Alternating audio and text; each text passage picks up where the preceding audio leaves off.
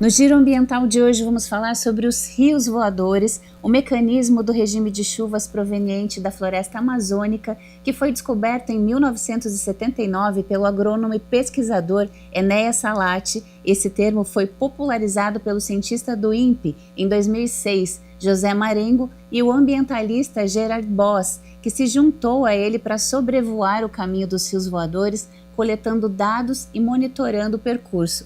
Muita gente trabalhando para entender a importância desse fenômeno tão relevante para a manutenção da vida, principalmente nas regiões oeste, sul e sudeste do Brasil. Mas afinal, o que são os rios voadores? Para explicar para a gente o que é e a sua importância, convidamos o meteorologista do CEPAGRE da Unicamp, Bruno Baine. Muito obrigada, Bruno, por receber o nosso convite. Olá, eu que agradeço o convite, é sempre uma satisfação conversar com você da TV Câmara. Bruno, então explica pra gente, para quem está assistindo, o que são os rios voadores.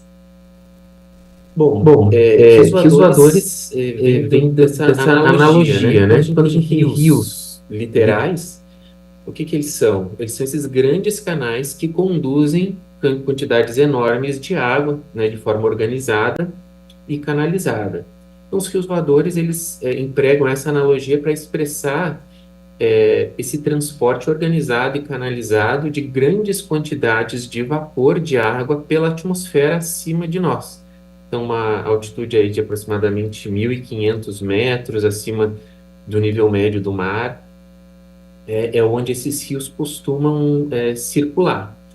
E esses rios, eles podem conter tanto ou até mais água do que os rios físicos, né? Então a gente tem essas comparações com o rio Amazonas, com o rio Mississippi, que é um dos maiores rios dos Estados Unidos. E esses rios voadores, eles não são uma exclusividade aqui do Brasil, da América do Sul, mas eles ocorrem em várias partes do planeta. Frequentemente estão associados a regiões mais litorâneas, oceânicas, são muito importantes para o regime de chuva dessas regiões, embora também estejam atrelados à ocorrência de extremos meteorológicos, hidrometeorológicos e também desastres, né, hidrogeometeorológicos. E aqui então no Brasil, tudo começa ali com os ventos elíseos. A floresta amazônica, ela tem esse efeito de puxar a umidade e jogar para o ar. Exatamente, a gente tem uma combinação de fatores ali, né? A gente tem esses fatores geográficos, a gente tem fatores ambientais também, que favorecem a ocorrência desses rios aqui na América do Sul. Então, a gente tem tanto a parte da floresta amazônica como sendo esse mecanismo que bombeia vapor de água para a atmosfera através da evapotranspiração. Então, essa grande floresta, ela retira essa umidade do solo, né, utiliza para sua subsistência, mas ela transpira e evapora água para a atmosfera. E, além disso, a gente tem esses ventos que se juntam nessa região equatorial, né? Então, no norte ali da região amazônica, que são os ventos alísios, e todo esse fluxo de umidade que se aglomera ali na região amazônica é transportado em uma corrente que começa ali de norte para sul, paralela à Cordilheira dos Andes. Então, sem a Cordilheira dos Andes, também nós não teríamos a possibilidade desse rio voador que é tão fundamental para o regime de chuvas na América do Sul. Inclusive, áreas da América do Sul que estão em latitudes em que outras partes do planeta, do hemisfério sul, a gente tem grandes desertos. E aqui a gente não tem esses desertos por conta desses rios voadores que favorecem a ocorrência das chuvas. Ou seja, é uma combinação de fatores e uma colaboração, né, das cordilheiras que nem são brasileiras, ou seja, o meio ambiente ele não entende essa coisa de fronteira, de nacionalidade, é uma coisa só, né? Então esses ventos, eles batem ali na cordilheira e vêm aqui para dentro do país, trazendo então essa massa úmida para o centro-oeste, para o sul e para o sudeste. Exatamente. E até ali região central da Argentina também, né? No caso da América do Sul, esse mecanismo ele frequentemente está associado também com a passagem de frentes frias ao desenvolvimento de frentes quentes. Então, esse escoamento ele vem organizado ali de norte para o sul, mas à medida em que a gente tem um avanço de frentes frias, elas ajudam a defletir esse escoamento. Então, muitas vezes ele chega a partes aqui do sudeste também.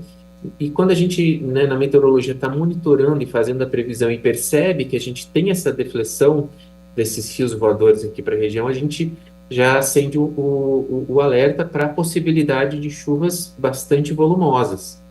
Ao contrário, quando a gente tem essa situação oposta, né, e acaba que essa frente fria não conduz esse rio voador para a nossa direção, a gente já tem uma expectativa bem baixa de chuvas, pelo menos chuvas volumosas, né? As chuvas acabam sendo muitas vezes mais ocasionais, esporádicas e isoladas. O Bruno, e uma mostra desses rios voadores, uma questão que ficou muito clara, esse exemplo dessas correntes, acho que foram os incêndios do ano passado, intensos, né? Que acabaram trazendo as partículas que ficaram suspensas no ar. Exatamente. Naquela situação, a gente teve esse transporte de poluição, né? Desde aquela região da Amazônica, pegando Cerrado, Pantanal, e avançou para boa parte da América do Sul. Isso foi um fenômeno bastante interessante e mostrou o potencial de transporte desses rios voadores, porque eles, de fato, eles percorrem, às vezes, até milhares de quilômetros, né, transportando, então, esse material. Em outras ocasiões, a gente teve também a precipitação com fuligem, então, o vapor de água veio através desses rios e também fuligem, esse material particulado, e quando houve a formação dessas nuvens de chuva, elas estavam carregadas desse material oriundo das queimadas. E aí a gente recorre mais uma vez à questão da importância das árvores e da vegetação. Uma única árvore de 10 metros de copa pode evapotranspirar 300 litros de água, que é mais do que uma pessoa precisa diariamente, né, Bruno? Lembrando que não somos só nós que utilizamos a água, todo o ecossistema precisa disso, mas a gente sempre consegue entender quando aperta no nosso calo, né? Exatamente. Né? E aí é uma grande preocupação com relação à preservação da floresta amazônica, não só quanto ao desmatamento, mas até mesmo quanto às mudanças climáticas. Existem estudos, inclusive com participação de pesquisadores aqui do CEPAG, da Unicamp, que apontam que uma elevação das temperaturas em nível global e, sobretudo, na região da Amazônia, pode ocasionar o fechamento dos estômatos, das folhas e inibir, então, essa evapotranspiração. E o impacto disso para a questão desses rios voadores é equivalente, né, muito próximo a um desmatamento em massa. Então, mesmo que a gente ainda tenha partes da floresta, temperaturas extremas muito elevadas podem inibir, por uma questão de autopreservação das árvores, que ocorra a evapotranspiração. E aí isso acarretaria um prejuízo muito grande para toda a América do Sul, né? Como você falou, a gente não tem fronteiras na atmosfera, no meio ambiente, né? As fronteiras, elas são políticas. Então isso causaria um impacto muito grande, ao contrário de outras partes do planeta, em que o que se tem de pressuposto em função das mudanças climáticas é que esses rios voadores eles venham a se intensificar. Temperaturas mais elevadas favorecem maior concentração de vapor de água na atmosfera. Então, isso impactaria na frequência de eventos extremos, né, associados a esses rios voadores, mas aqui na América do Sul, nessa parte mais do interior do continente, o impacto provavelmente seria o oposto, né? Menor frequência, menor umidade, e isso impactaria geração de energia, produção agrícola, abastecimento de água, sem dúvida nenhuma, e todos os usos que a gente pode pensar desse bem tão precioso, né, que é a água. É uma informação impactante e deixa um alerta ainda maior aceso aí pra gente, porque é um equilíbrio muito delicado e a sociedade se organiza em cima desses ciclos, das estações da primavera, dos regimes de chuva que já conhece aí, pelo menos nos últimos 100 anos, né? De repente, se isso muda, é um impacto muito agressivo e a gente, de repente, não tem pernas para conter essa mudança, né? E essa importância, por exemplo, do não avanço das áreas de pastagem em área de floresta, né?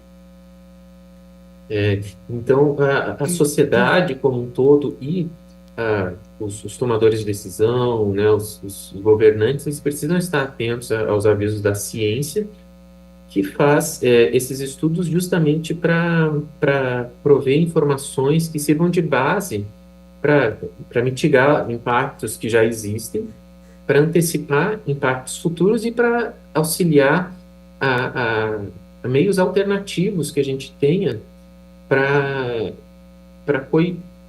inibir, né, esses cenários futuros pessimistas, né, negativos, que a gente não quer que eles ocorram.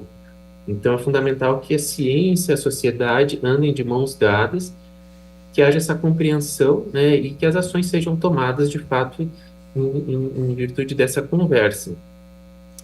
Muito obrigada, Bruno, por compartilhar essas informações importantes com a gente e expandir aí os nossos horizontes para tudo que é possível ainda ser feito para mitigar essas mudanças e esses impactos. Eu que agradeço mais uma vez e contem sempre conosco. Muito obrigada, Bruno. E para você que nos assiste, continue com a gente, porque agora é hora daquele giro ambiental pelas curiosidades do Brasil e do mundo. Monstro de Gila que inspirou o Ozempic pode desaparecer com as mudanças climáticas. O monstro de Gila, Eloderma suspectum, um lagarto nativo dos desertos do sudoeste dos Estados Unidos e do norte do México, é um animal de grande importância biológica e medicinal. Sua toxina serviu como base para a criação da semaglutida, o princípio ativo de medicamentos amplamente conhecidos como Ozempic, Wegovy e Rybelsus. Apesar de suas notáveis características, a espécie enfrenta uma grande ameaça: as mudanças climáticas. Um estudo recente, publicado na revista Ecology and Evolution, alertou que o monstro de Gila pode não conseguir se adaptar ao aquecimento de seu habitat natural. Para chegar a essa conclusão, pesquisadores liderados por Steve Aromada analisaram dados de observação do lagarto em 4 estados americanos. Eles criaram um mapa dos habitats preferidos pela espécie e, usando modelos de previsão climática, simularam como a distribuição desses locais mudaria nas próximas décadas. Os resultados foram preocupantes. Em um cenário de altas emissões de gases de efeito estufa, o habitat ideal para o monstro de Gila poderia ser reduzido em 2/3 até 2082. Em contrapartida, em um cenário de menores emissões, as mudanças seriam bem menos drásticas.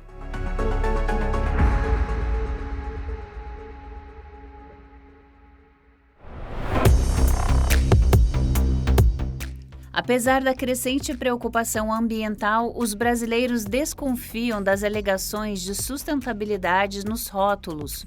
Uma pesquisa recente da Market Analysis e do Instituto Acatu revela que 6 em cada 10 consumidores não confiam nas promessas ambientais das empresas, especialmente em setores como limpeza e eletroeletrônicos, onde o greenwashing é mais perceptível. No entanto, essa desconfiança não se traduz em indiferença.